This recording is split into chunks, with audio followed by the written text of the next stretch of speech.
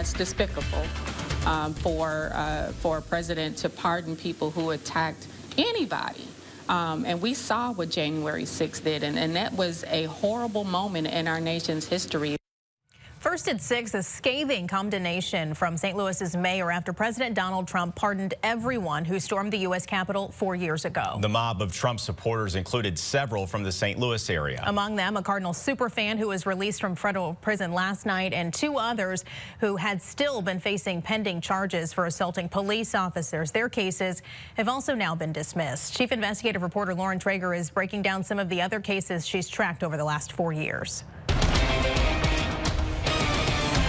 Close to a dozen people from our region had faced charges ranging from misdemeanors for just being inside the Capitol that day to more serious crimes. Most of them had already had their days in court, and some had even served time behind bars.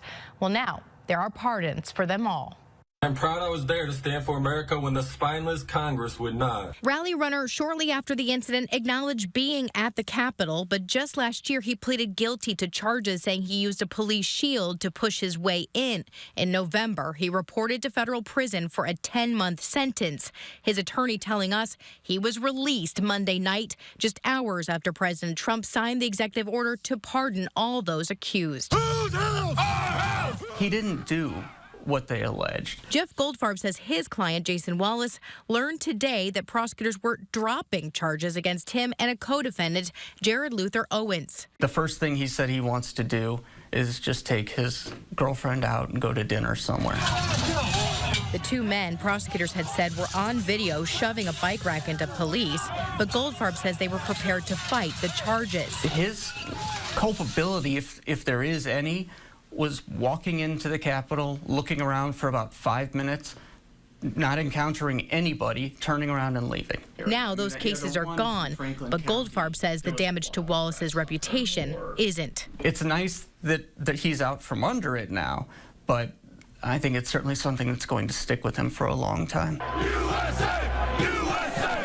Then there's Emily Hernandez in viral images holding up the broken sign to House Speaker Nancy Pelosi's office.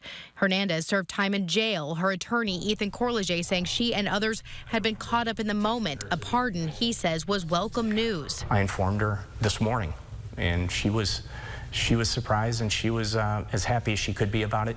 It's not the main priority in her life by any stretch, and she knows that. Hernandez faces sentencing in just a few days for the DWI crash that killed 2 people in Franklin County in 2022. The pardon, Corlege says, should have little impact on that.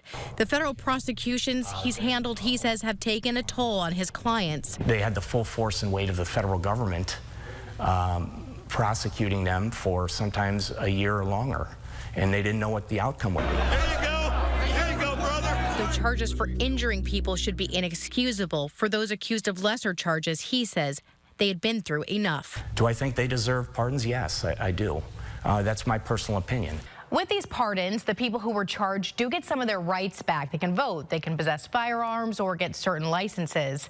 According to the Department of Justice, though, the pardons do not remove a conviction from a person's criminal record. But again, some of these cases are also just being dismissed before conviction. Now, former President Joe Biden issued some preemptive pardons yesterday for family and members of the congressional committee investigating that January 6th incident. Emily Hernandez is facing potential jail time for that fatal crash, and we will be covering that sentencing hearing. I'm Lauren Traeger, First Alert 4 Investigates.